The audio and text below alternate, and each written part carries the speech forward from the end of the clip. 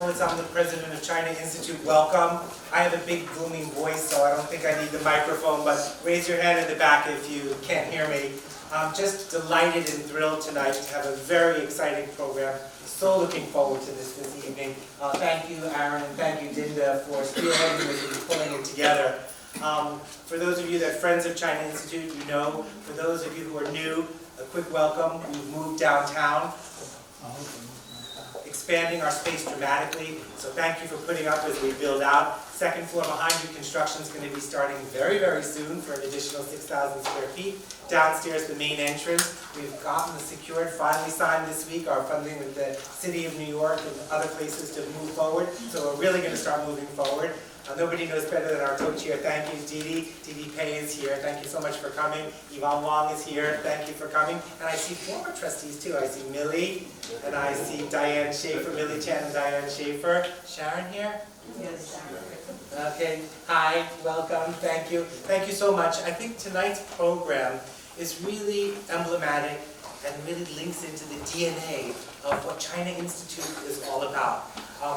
We're here to try to help Americans understand in a more deep, nuanced way everything that's happening in China, from its literature and its culture and its finance to transportation and infrastructure, technology, design, fashion. If it's happening in China, we want Americans to understand and have insight into it. We think that no matter what, we have a shared future on this planet, and we need to give Americans the insight and the skills to be able to navigate that future together. So enough from me. We're having a very exciting discussion tonight. I want to tell you a little bit about Richard Bernstein. He's been a reporter, a culture critic, and a commentator for more than 40 years. He was a foreign correspondent in Asia and Europe for Time and the New York Times, and was the first Beijing bureau chief for Time. He's the author of many books on Chinese and Asian themes, among them Coming Conflict with China, Ultimate Journey, and his latest one, which is China in 1945, about Mao's revolution and America's fateful choice. And tonight, of course, I'll say it the right way, even though I wanted to say Zhang Rong, I should say Jung Chang. Originally from Sichuan, she actually was a Red Guard briefly at the age of 14 and worked as a barefoot doctor. We won't ask if there are any scars, but I guess you can later. She was a steel worker and an electrician before becoming an English language student and later an assistant lecturer at Sichuan University. She left China for Britain in 1978 and was subsequently awarded a scholarship by York University, where she obtained a PhD in linguistics as the first person from the PRC to receive a doctorate from a British university. But tonight, we're going to be here. I know you have all the books in your hands. Rome is going to give us a short introduction and a PowerPoint presentation, and then Richard's going to engage her with a conversation, and we'll open it up for questions after that. So a big welcome and a big thank you.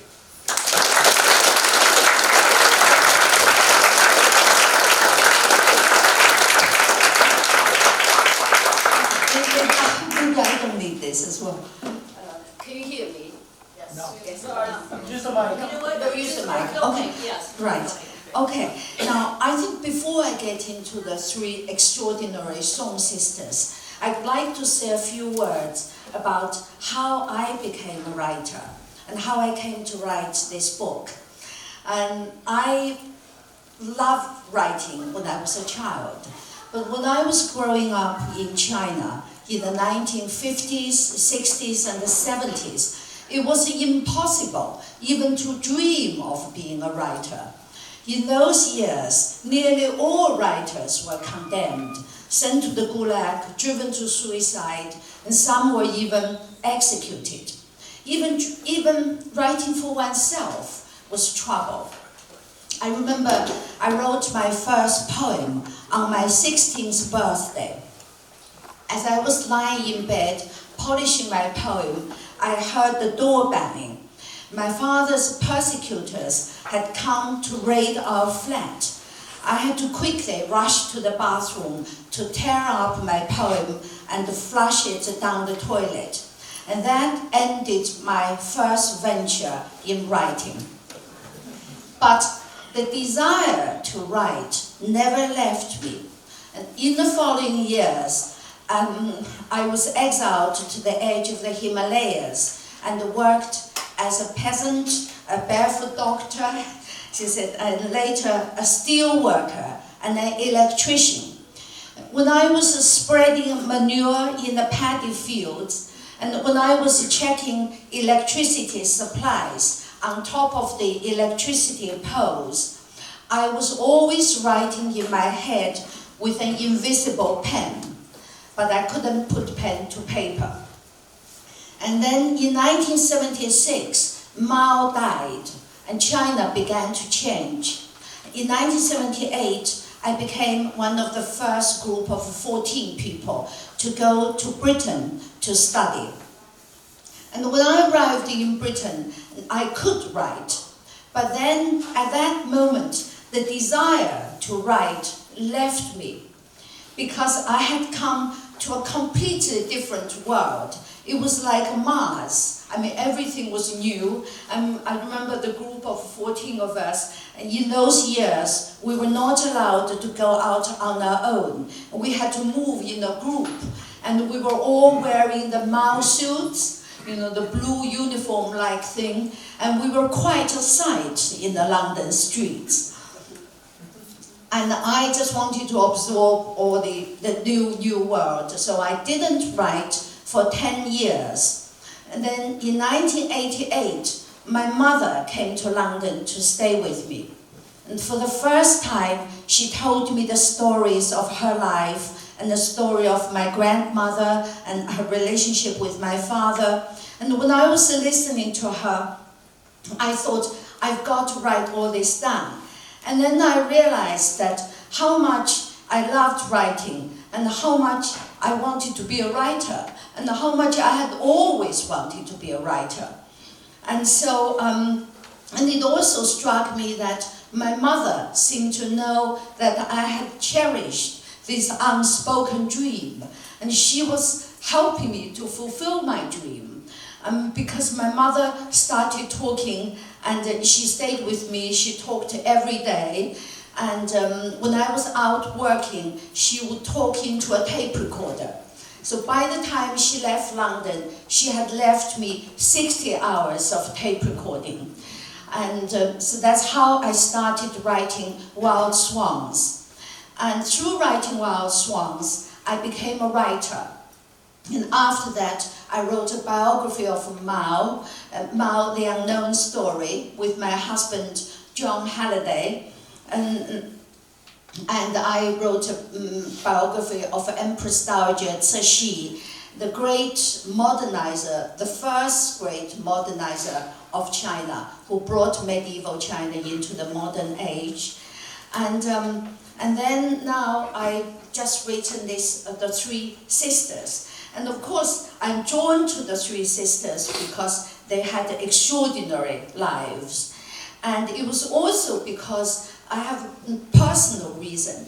I was always wondering what happened during those 40 years between the Empress Dowager's death in 1908 and in 1949 when Mao seized power.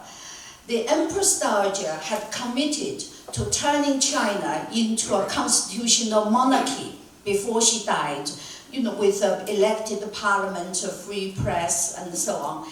And there was a very open atmosphere, and China was, looking forward to becoming a democracy. And then 40 years later, China was plunged into this totalitarian hell. So what happened in those 40 years? Now, the stories of the Three Sisters and their husbands, Sun Yat-sen, the father of Republican China, and Chiang Kai-Shek, the ruler of China before Mao drove him to Taiwan. Their stories solved my problem. I now know what happened in those 40 years. And therefore, by writing their story, I feel that I have completed a trilogy of the history and the personalities of modern China. So it has a special meaning for me, this book. Now, just briefly, very briefly, the Three Sisters. Now, their mother from the oldest Christian family in China. Can you see? Am I blocking you? Mother sitting in the middle. Their father, Charlie Soong, came to the United States in 1878 as an unskilled worker, but he ran away and ended up in the south of America, and he was converted. He was the first Chinese to be converted by the Southern Methodists. He was trained for 7 years and sent back to China as a preacher. He later became a successful businessman and made lots of money. And with his money, what he most wanted to do was to give his 6 children, 3 daughters as well as 3 sons, an American education. Eileen, big sister, went to America was the first woman to have come from China and educated in America. He was followed by red sister Qingling and little sister Meiling. Meiling later married Chiang Kai-Shek. Meiling was in America when she was 9, and she stayed in America for 10 years.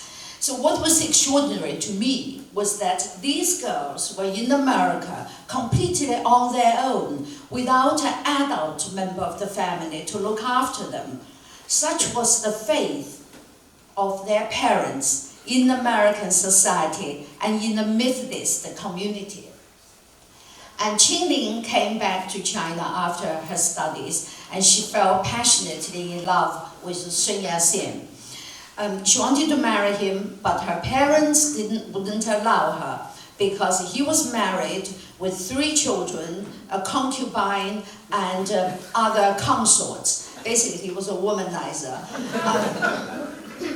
But she climbed out of the window of a locked room and boarded the ship from Shanghai to Japan to marry him.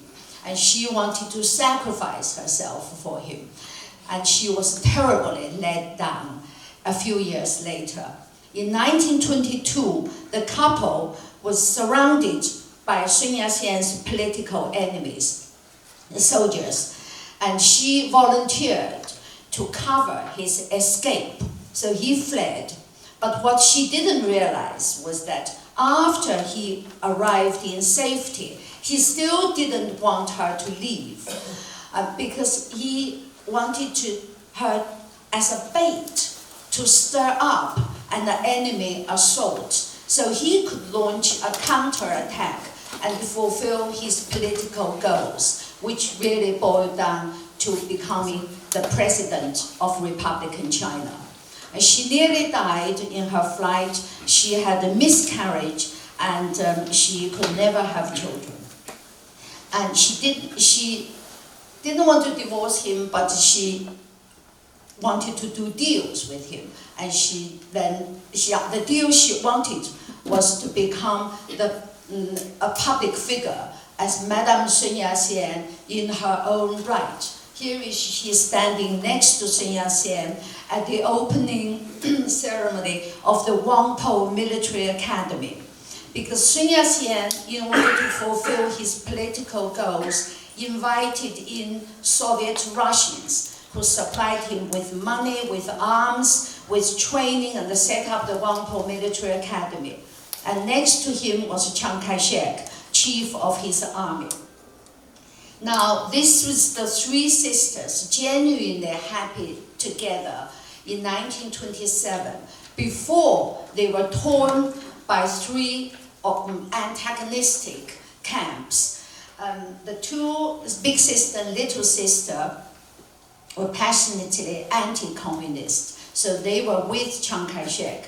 Chiang Kai-Shek split from the communists and the Russians in 1927, after Sun Yat-sen died in 1925.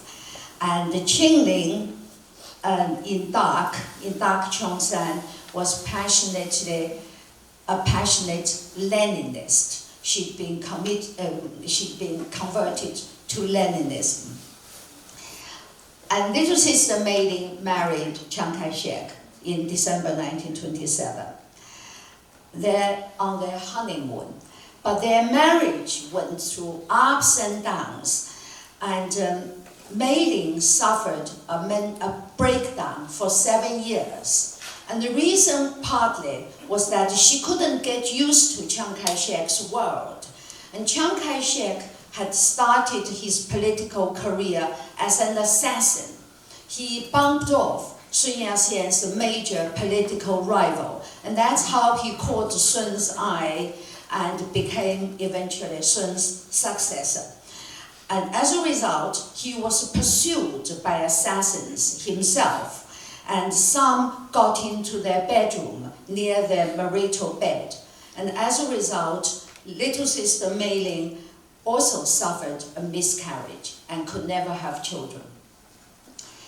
She was in depression, and Chiang Kai-shek loved her and wanted to pull her out of depression. So he gave her a birthday present in 1932, a necklace. But as you can see, this is no ordinary necklace. The jewel is a beautiful villa with green-blue tiles which sparkle in the sun, looking like a real jewel.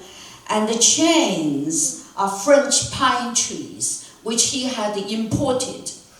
And these French pines color in autumn in a different way from local trees, so they form a distinctive necklace.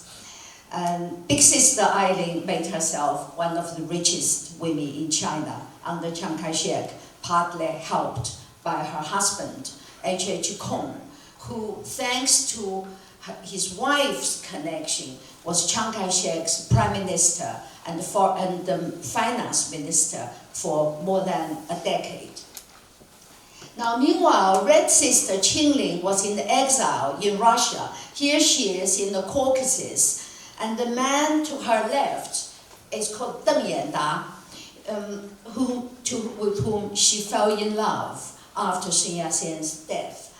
And Deng Yanda formed a third party to separate from the nationalists and the communists, and he became a big threat to Chiang Kai-shek, who had him murdered in 1931. And as a result, Red Sister Qingling was dedicated to bringing down Chiang Kai-shek, even though this meant the ruin of her family and her two sisters. And the war against Japan brought the sisters together in a united front. And Mei Ling, Madame Chiang Kai-shek toured America in a triumphant tour in 1943, addressing Congress here. And at Cairo conference with Roosevelt and Churchill. And she always made sure that she stood apart from the others and never smiled in Chiang Kai-shek's presence. Oh, okay.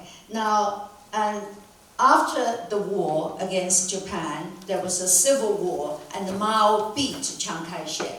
This was Chiang Kai-shek in the middle, just on the eve of leaving the mainland. And to his right, the man with a hat, is Chiang Ching-kuo, his only blood son. Now, Ching-kuo was kept hostage in Russia for 12 years by Stalin. And Chiang Kai-shek was desperate to have his only son back. And as a result, he offered a deal to Stalin. He traded the Red Army, the communist survival, to the return of his son. So at the time when he could have wiped out the Red Army, mainly on the Long March in the mid-1930s, he let them go. And of course, as a result, he was beaten by the Reds ultimately, and Qing-kuo was returned. And after Chiang Kai-shek died in 1975, Qing-kuo became the ruler of Taiwan.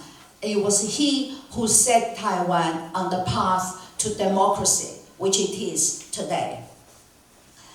And Qingling as Mao's vice chair, here she is on Tiananmen Gate with Mao and Zhou Enlai to her right, and Deng Xiaoping, the post-Mao paramount leader, on the right of Zhou Enlai. You might ask what Elvis is doing here with the three sisters. And the woman he's holding is the Hollywood star Deborah Paget, who's the leading lady in Elvis's first film, Love Me Tender. The king apparently proposed to Deborah, but Deborah turned the king down to marry big sister Eileen's youngest son, Louis, and their son, Greg, today is the only descendant of the three illustrious Soong sisters. Thank you very much.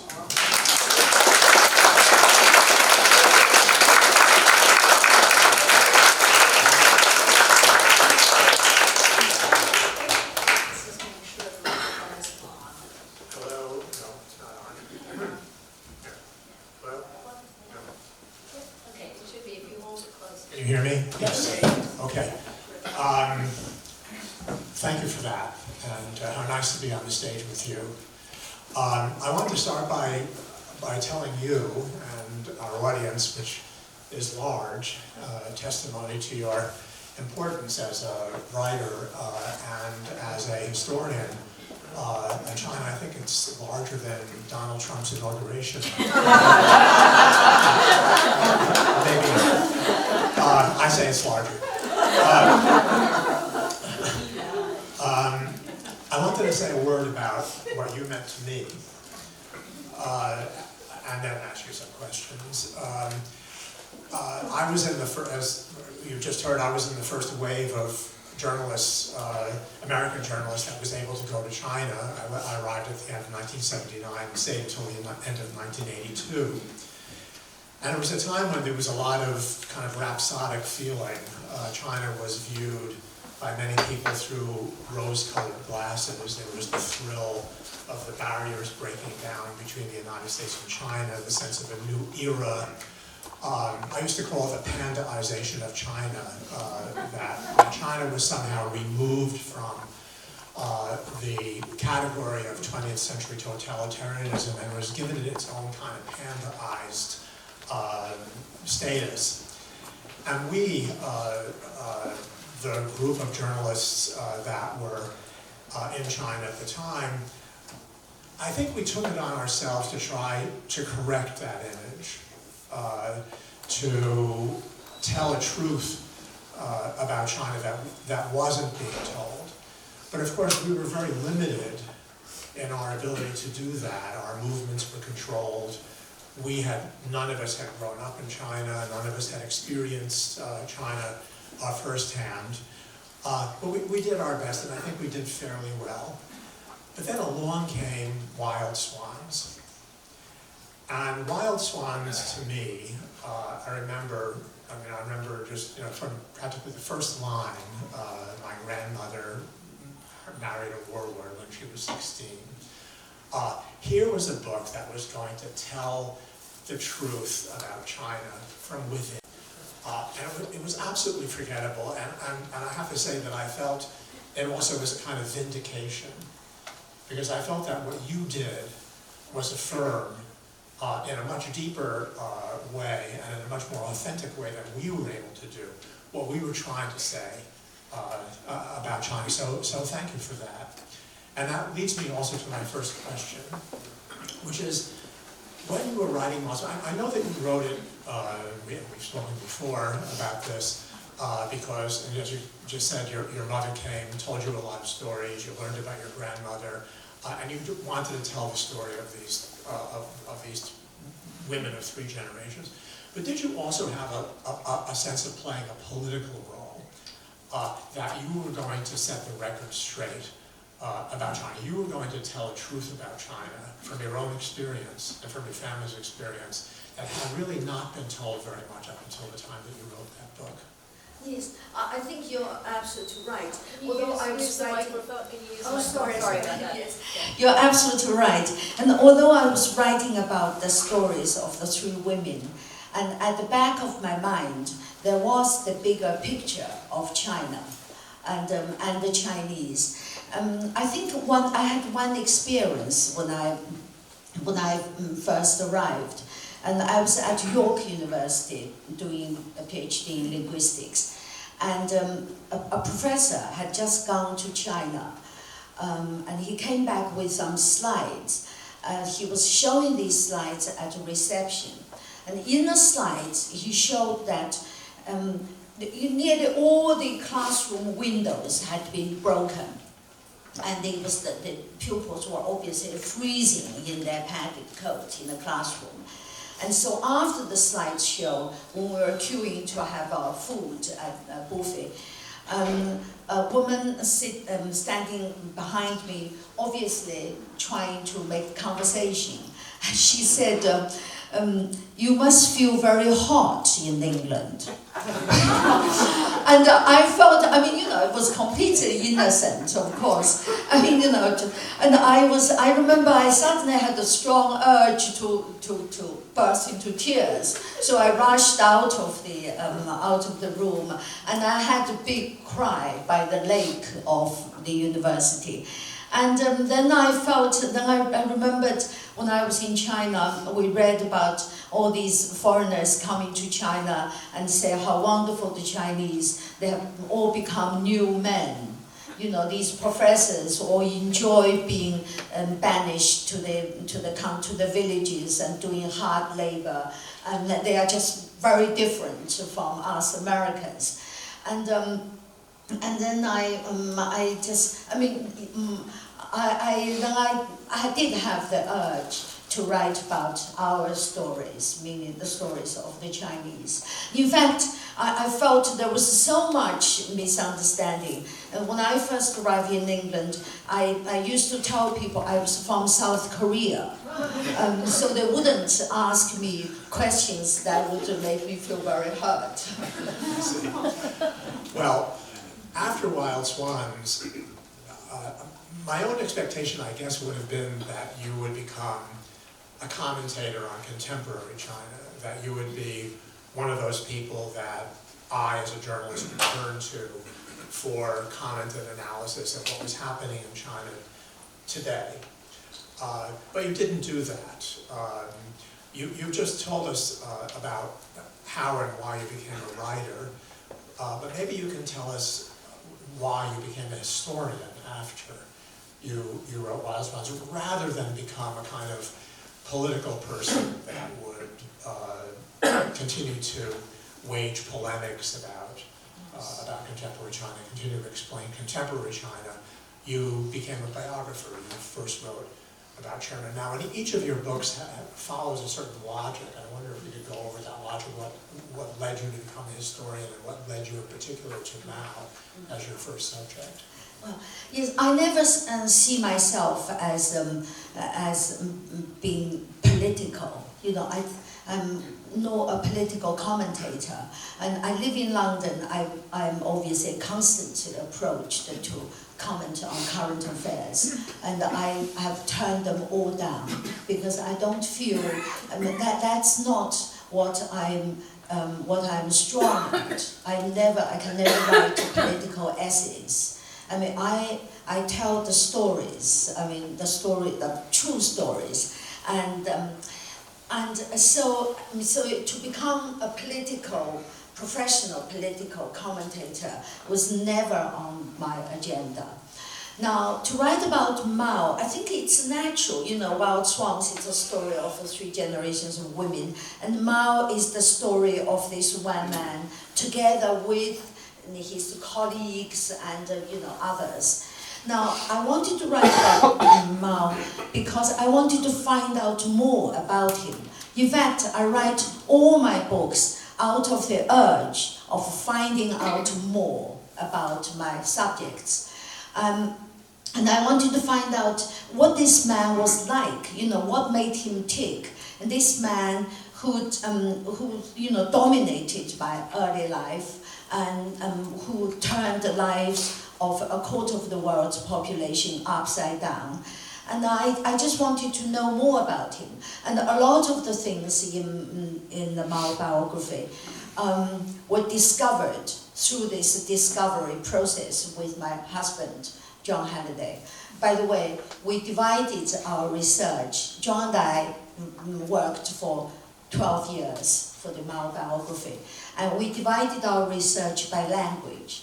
And because I'm Chinese, I dealt with all the Chinese language sources. And John, who's half English, half Irish, unfortunately speaks many languages, so he was landed with the rest of the world.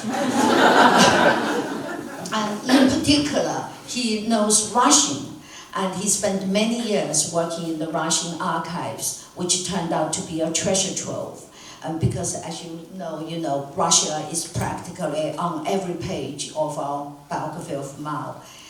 And we had great fun. If I'm permitted to tell one or two stories, but during our research, we traveled all over the world, working in the archives and interviewing everyone who had interesting dealings with Mao.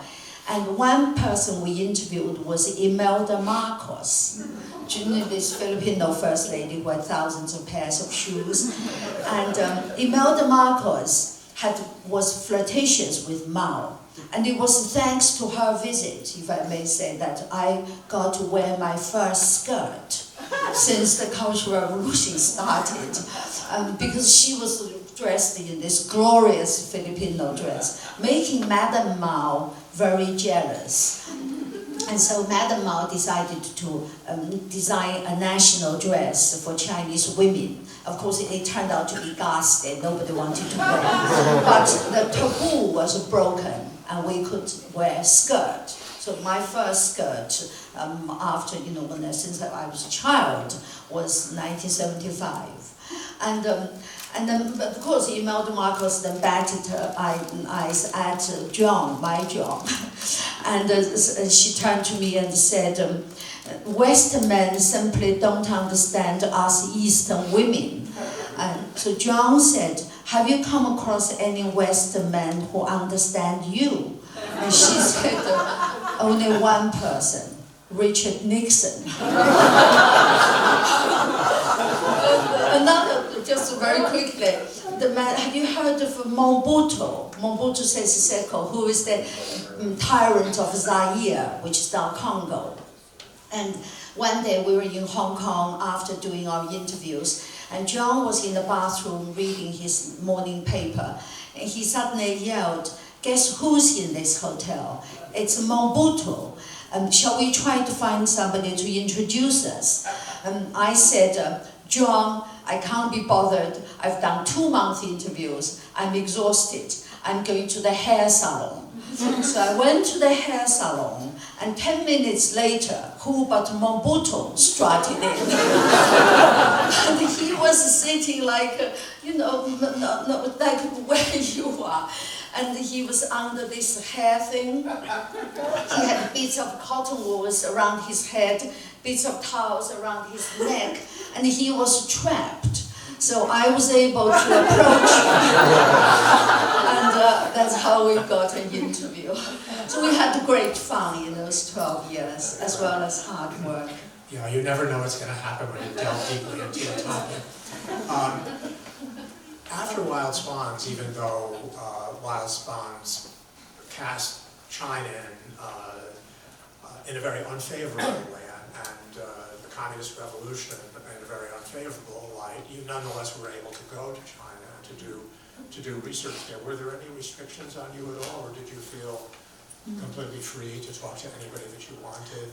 Did they have any idea of what you were going to do, which is to write this sort of definitive biography of Mao in which you placed him with Stalin and Hitler among the great villains of the 20th century? No, I was completely free to come and go in China in the 1990s. And Wild Swans was published in 1991. And the Chinese edition came out in 1993 in Hong Kong and Taiwan. And, but that was a golden period of research, actually. I was allowed to come and go freely. By the way, Wild Swans, it wasn't the party line, but it wasn't as sharp against Mao. and because I was writing my family stories and I wasn't writing about Mao. And I was allowed to travel in China and interviewed all sorts of people. And I interviewed, for example, Mao's surviving colleagues, their widows, their staff, and major historical witnesses, Mao's mistresses, and so on. And so it was really a riveting time. Now, in Russia also, we were very lucky. I mean, in China, we're very lucky because these people are still alive. Today, they're all dead. But in Russia, Yeltsin had opened the archives. I mean, today, Putin had shut them down. So we really caught this window of opening, and also all the witnesses, eyewitnesses were there. You know, in Taiwan, I interviewed Zhang Xueliang, Jiang Weiguo, you know, all sorts of other people, and I can't, I mean, there were just masses of them. I think also the regime, of course, didn't know how devastating the biography of Mao would be. And I myself didn't know. I was constantly shocked and surprised. I was constantly felt, gosh, you know, I felt I knew evil, but I didn't know a man could be so evil. I was constantly in shock. So evil and yet so remarkably successful in achieving his objectives, as you said a little while ago, overturning or upturning, turning upside down, I don't remember exactly what the words were that you used, the lives of a quarter of humanity. Is it possible to single out the attribute of Mao that enabled him to do that? He was evil, but he was something else as well in order for him to achieve his goals in that way, to become a kind of demigod in a country worshipped by hundreds of millions of people. Tell us just one or two reflections on how he did that. Of course, Mao was, he had a strategic mind. I mean, back in 1923, he said that communism couldn't succeed in China except if it was brought in from the north by the Soviet Red Army. And he was right, because because in the end, long story short, because in the end, it was the Russians who helped Mao come to power. And without the Russians, Mao would not have been succeeded. The other thing is, there is absolutely no bottom line for him.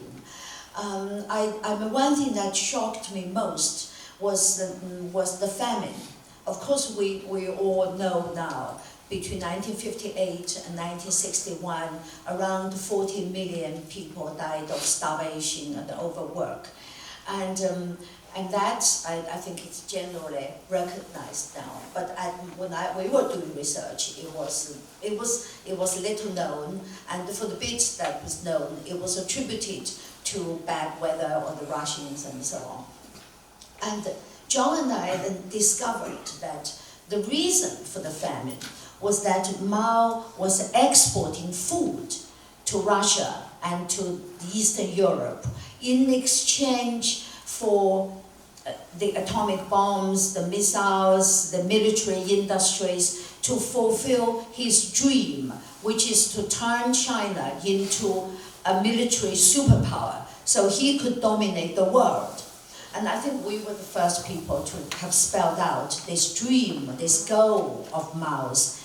Now, to fulfill this goal, he bought all these things from the Soviet Union.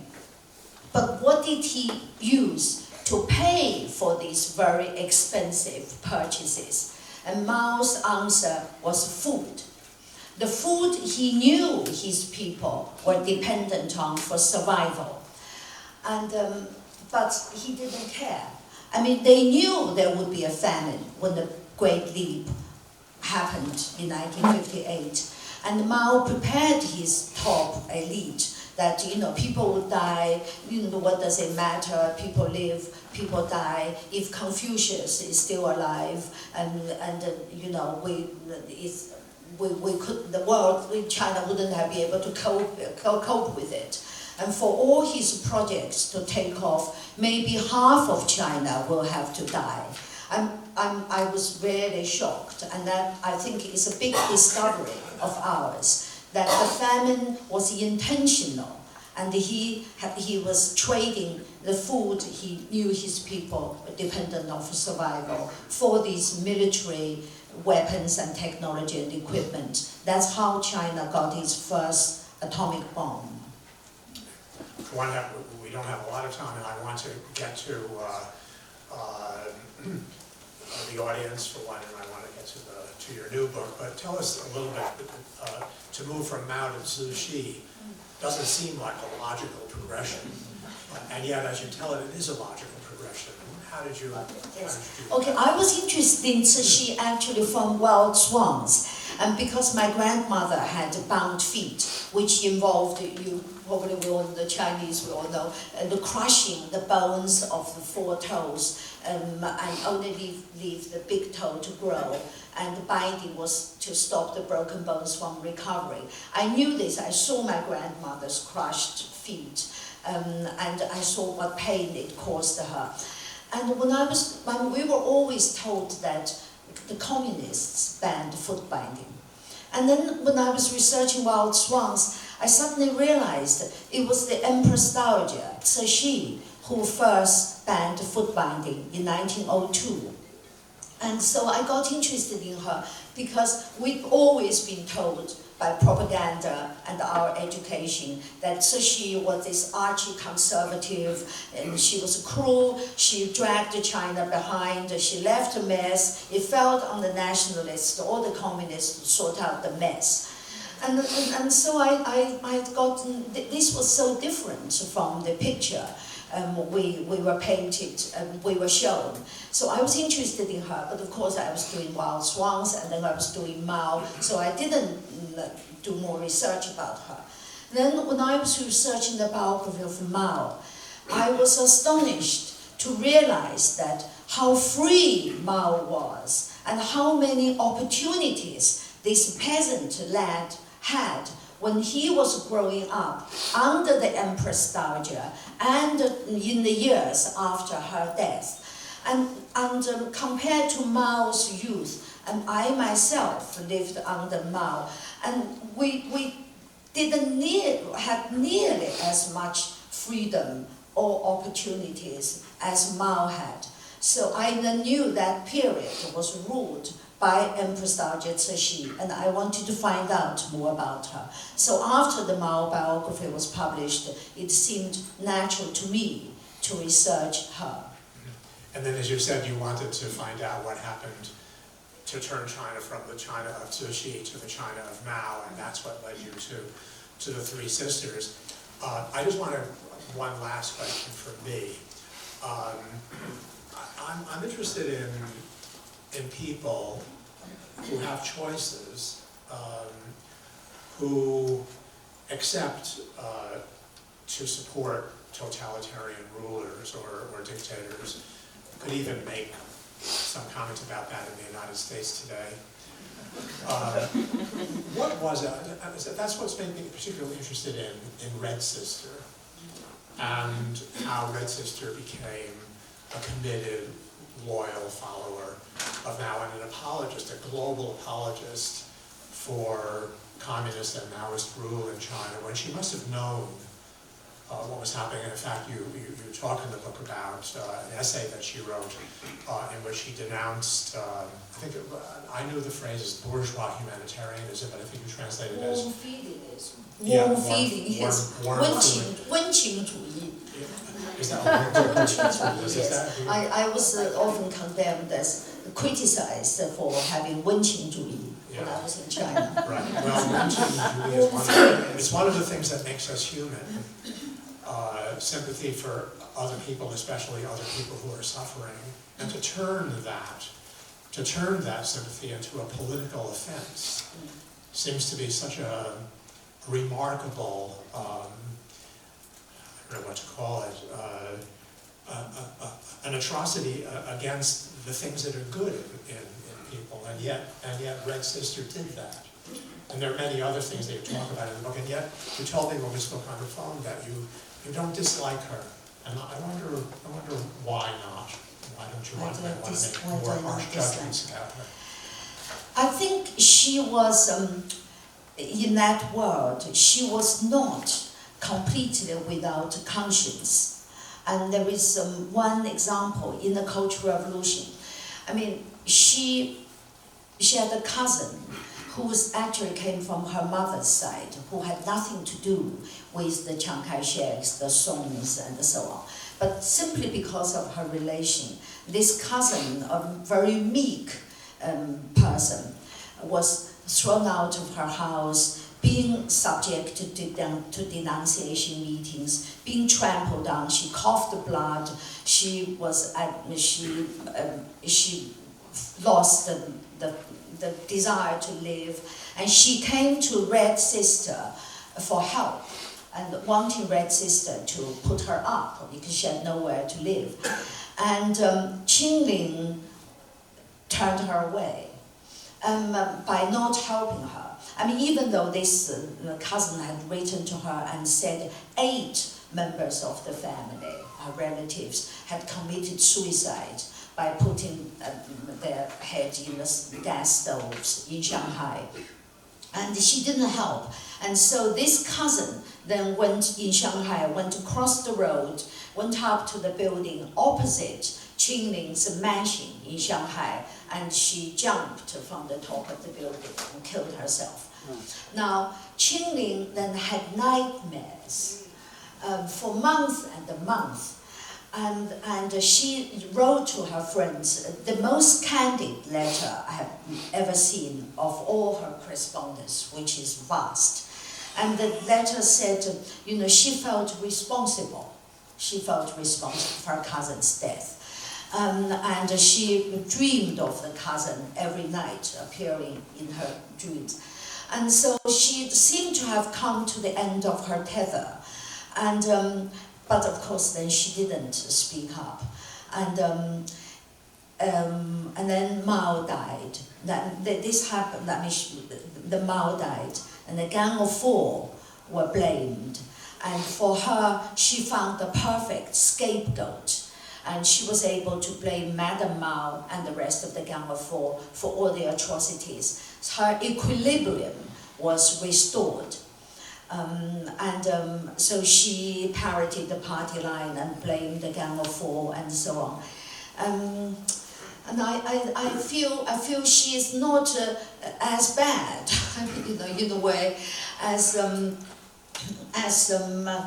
Mao and many people around him. And the thing is, of course, she is still tormented. I mean, it's very telling. She said, "I have no regrets." I mean, the fact that you say you have no regrets, meaning the thought of regrets did occur to you. I mean, so she said that you have no regrets. I mean, considering that she was committed to Leninism in the 1920s, when she was in her 20s, she lived through Stalinist purges, Mao's purges, and so on. And in the book, I also described her, she's got a weakness, like in 1984, George Orwell's 1984, we know Winston, and they know Big Brother knew that Winston had this dread for rats. I mean, so they used the rats to torture him. And Big Sister Qingling has her rat. I mean, I won't go into it, I mean, it's in the book. And the regime used that to hold her at bay. So she sort of followed deeper and deeper. And in the end, she died with her equilibrium intact. Time for a question, please, ma'am. Hi. I actually lived in Taiwan studying Chinese in 1970 and 71. And I know what happened in mainland China was very bad. But, when I lived under the regime of Chiang Kai-Shek and Madame Madam Chiang Kai-Shek. It was, I mean, I taught English, there were spies in my class reporting on me. They repressed the Taiwanese. They didn't have the same kind of power that Mao did, obviously, but it was a very repressive regime with a lot of violence as well. So it seems like both sisters were able to live with undemocratic regimes. I mean, I don't think Taiwan was a great place. It was You're a dangerous absolutely right. place. You are absolutely right. I mean, in this book, I explored Chiang Kai-Shek. As I said, he started being an assassin, and he was a dictator. And in Taiwan, he also applied the White Terror. And to be fair to her, Madam Chiang Kai-Shek, I think exercised a softening influence on Chiang Kai-Shek. I mean, I won't go into the detail, but she wasn't, she didn't do the exact, direct killings, and she wasn't like Madame Mao. She wasn't used by Chiang Kai-Shek to do all the terrible things. And whenever she spoke, it was to soften Chiang Kai-Shek's rule. Now, and after Chiang, in recent years, I don't know whether you know this, I mean, in Taiwan, they discovered about 30 Chiang Kai-Shek's villas. Because under Chiang Kai-Shek, all the coast was sealed off in the name of, against communist spies. The coast was sealed off, mountains were sealed off, so nobody could go for a swim or could go into the mountains for a picnic. And so these beauty spots became the Chiang's private properties. So they had these gorgeous villas. I visited a lot of them, and they were really quite gorgeous. And they were only open during the democratization.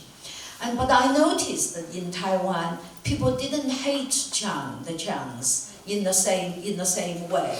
As when Mao's villas were discovered, and at the time in the 1990s when I was doing research, how much people resented it. And I think the reason was Chiang Kai-Shek sort of defended Taiwan and stopped it from falling into Mao's tyranny. And so people, I think a lot of Mao tyranny, let's face it, is much, much worse than Chiang Kai-Shek's. And I think a lot of people were grateful to the Chiangs. So there is also that Are you familiar with Xiao Xiaolong's detective stories about modern China? Now, could we Can we, have? let's let somebody else ask Yes. this Because question. they're really terrific. Yeah, go ahead. Anyway. I'm also from Sichuan, and I might be a few years younger. Can you so speak I- a little can't louder, hear please? you. Oh, okay. I also come from Sichuan, China. I might be a few years younger, and I came to America around 1991. And I remember the first time I come here, I spent 3 months researching the Tiananmen Square related literature or news. And what I was thinking, it's totally changed my view of how Western world views China. So I have one question. It's not directly towards your book and research. I have a question in my mind that is, why Western people favor type of truth that in a similar trend as your books are, but that's not something that native Chinese view. We don't feel, every one of us feel our history in the same way. So when I read your first book, my husband knows, he knew that I didn't like it. Because I hear stories from my parents, my grandparents, I don't have the same kind of, that's not the truth in my mind. Well, I think the best thing is if you write your stories, your truth. I think that it would help in expand the concept of truth for Westerners as well as the Chinese. I kind of agree, but I I think feel this like is probably not a place for argument. I mean, if Yeah. that's, I can't say, I can only say honestly that I'm trying very hard to get as close to truth as possible. I mean, in China, since in the last few years, I'm kind of not exactly condemned. I mean, condemned, yes, as a historical nihilist who blindly seek truth without guidance. Of course, guidance from the party, which I take as a compliment. So I think I hope I answered your question. Yes, it's high time you write your true stories. I think it wouldn't be as popular. Manny Ramos, I'm a member. As a writer, outside of China now, what is your feeling or your take about, for those who specialize in literary genres, that there's a lot of writing by Chinese about China or things about China. But specialists tend to view these as literature in exile. That is to say, of course in your case you went back to do your research, but there are many who had to leave the mainland and over here have decided to either write history or in the main stories and so on. What's your take on the concept of literature in exile, in this case Chinese literature, whether in English or in Chinese? Well, I'm not the right person to ask because I have not studied the current literary trend or literature in exile or literature in China. I mean, my areas are these, history, modern Chinese history. You ask me questions, anything about this, I'll give you an answer, but I'm not into literature, particular literature trends. Did you know Hong Ying in London? Let's get some. The gentleman back there had a question. My name is Irving Lee. I have a question about Kuomintang's political strategy. Strategy. Kuomintang Kuomintang strategy, okay. and its impact. And after I guess Chiang Kai-Shek had to navigate certain political strategies and tactics after the overthrowing of the communists, after his break with the communists, the Shanghai massacre. He uses his political strategy to work with the Nazis, supposedly, right?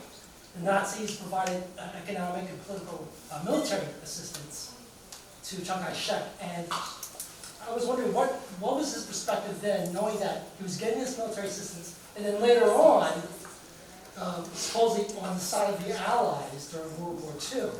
And what was his perspective on how he was going to deal with the British Empire?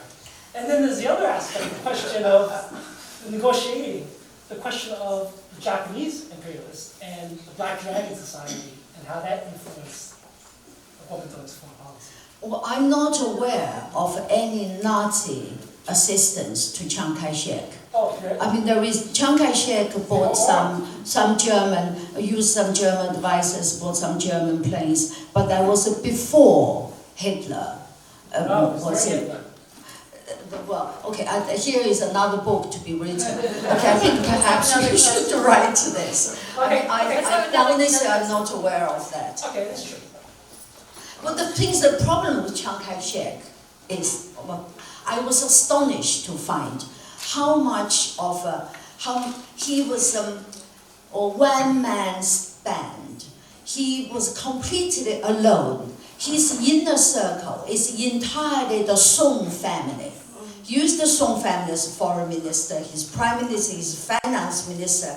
He didn't trust anyone else. With Mao had Liu Shaoqi, had Zhou Enlai, had Deng Xiaoping. They were constantly talking policy, bouncing ideas against each other. Chiang Kai-Shek talked to no one. I mean, he was a dictator waiting to fall.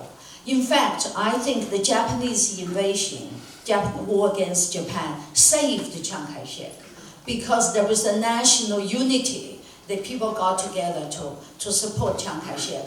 Without the Japanese war, he would have fallen sooner.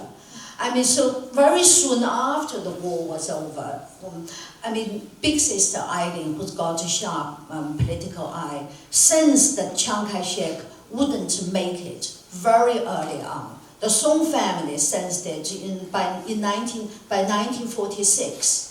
And Mei Ling herself, before, she wasn't with Chiang Kai-Shek when Chiang Kai-Shek left mainland China. She was determined to leave Chiang Kai-Shek. She had done this several times. And she didn't want to go to Taiwan to join Chiang Kai-Shek. But then, eventually, to abandon your husband in need is bad form.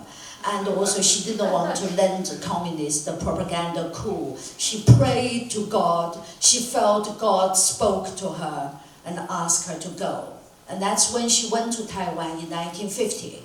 Now, the Soong family, Mei Ling wasn't in China when the Japanese surrendered. She was in New York.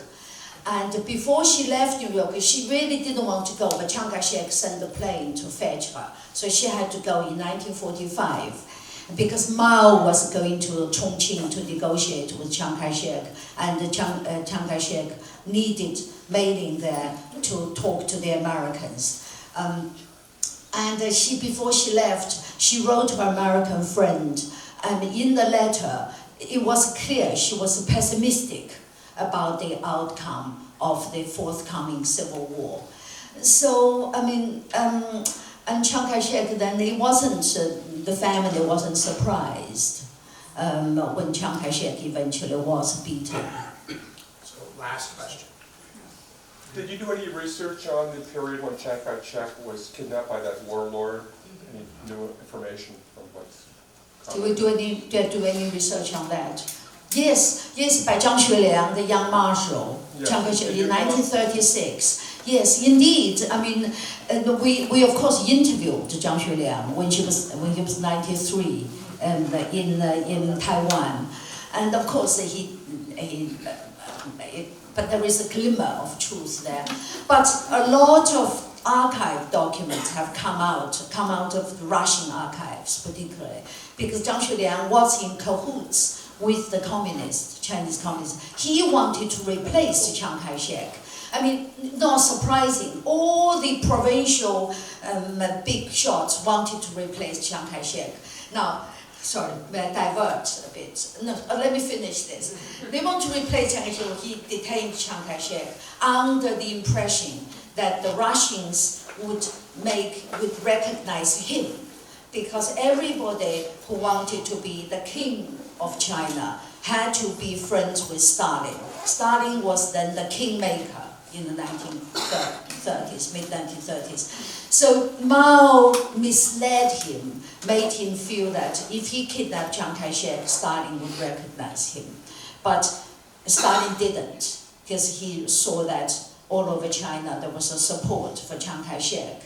So Stalin, and that's why the young marshal decided to release Chiang Kai-Shek. I went with him. And it's a long story, I won't go into it, but it involved Mei Ling in this book.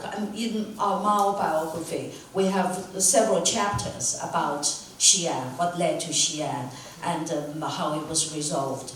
And in this one, there is in Mei Ling, because Chiang Kai-Shek, Zhang Xueliang, the young marshal, wanted to negotiate a deal with Chiang Kai-Shek. So when he escorted Chiang Kai-Shek back to Nanjing, he won't be killed. But he didn't trust Chiang Kai-Shek to keep his word. So he insisted on Mei Ling going to Xi'an to get her husband to negotiate a deal. And of course, Mei Ling was in Nanjing, and Nanjing, everybody was against her going. And they couldn't believe, and they couldn't trust the young marshal. They said she would only be going into tigers, whatever, lion. Anyway, but she decided to go. And before the plane landed, she gave her pistol to Donald, her Australian advisor, and asked Donald to shoot her if this was indeed a trap, if the troops of the young marshal got out of control, or seized her, and Donald was to shoot her. So she was brave. I mean, then she negotiated with the young marshal, and she secured Chiang Kai-shek's release, and she secured the safety of the young marshal, who lived to the ripe old age of 100 and died in Hawaii. and now, but the Chiang Kai-shek's most unforgivable thing for me and Sun Yat-sen was that it's they who destroyed China's hope for democracy. For nearly 2 decades after the republic was founded, China was actually a functioning democracy. From the first general election, 1913, followed by another one, 1918, and another one, 1923, and an independent legal system was being built, and the press was utterly free, and there was complete freedom of expression. And but the Beijing government was, of course, history books now says it's a Beiyang 政府. You know, Beijing, I mean, the warlords fighting, that's the official propaganda by both the nationalists and the communists. In fact, the Beijing government was the only democratically elected government in China.